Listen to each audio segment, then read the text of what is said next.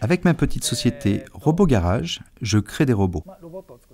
Je suis un créateur de robots.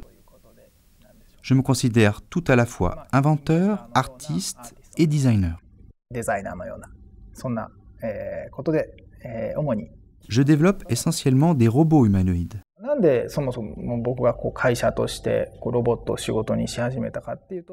J'ai créé mon premier robot alors que j'étais encore seulement étudiant, et du coup, j'en ai fait mon métier. À l'époque, et sur le conseil d'un cabinet expert en matière de brevets, j'avais fait même breveter mon robot.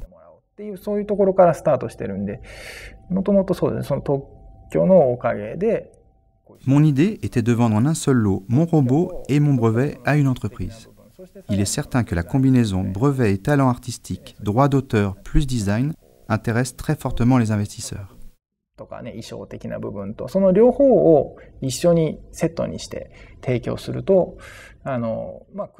Et puis, quand on possède un brevet, c'est plus facile de se faire reconnaître en tant qu'inventeur.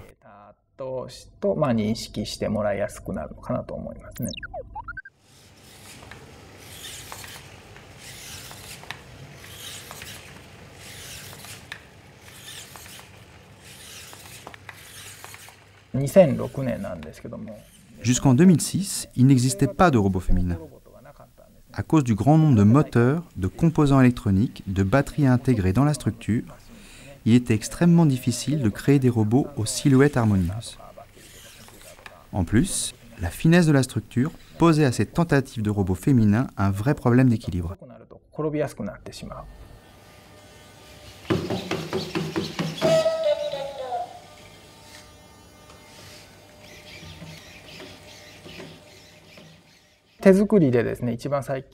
Le plus récent des robots que j'ai développé moi-même s'appelle Ropid, un nom qui joue avec les mots robot et rapide. Il est conçu pour se déplacer vite et de manière naturelle. Ropid a été mon plus grand défi.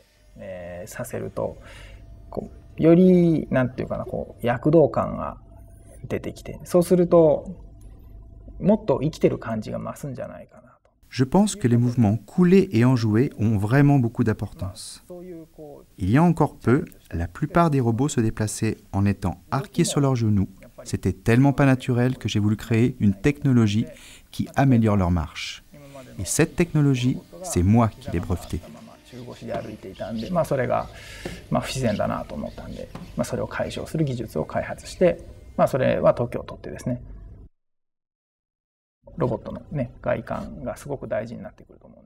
À mon avis, l'apparence du robot est de plus en plus primordiale. C'est certain que s'il a juste la forme d'un écran télé, les humains n'auront pas vraiment envie de communiquer avec lui. Le robot doit ressembler à un être humain et paraître en vie afin qu'on s'y attache, un peu comme le nounours d'une petite fille.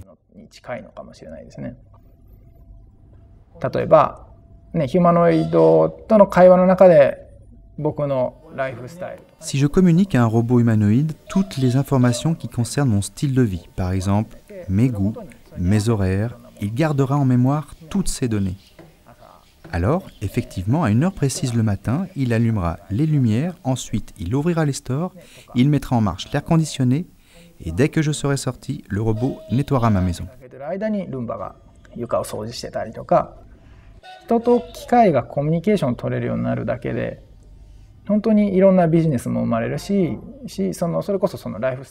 C'est sûr, un jour, l'homme et la machine communiqueront pleinement. Grâce au robot, de nombreux débouchés commerciaux vont se créer. Et notre vie, notre bien-être vont s'en trouver bien plus agréables.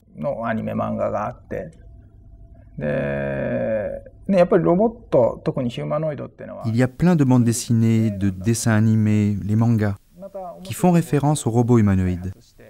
Cela fait partie de la culture populaire et je pense que les robots font partie du grand rêve de l'humanité. Je veux créer des robots si sophistiqués qu'ils joueront un rôle dans la vie des gens. Et je veux contribuer à ce futur où il sera normal d'avoir un robot chez soi.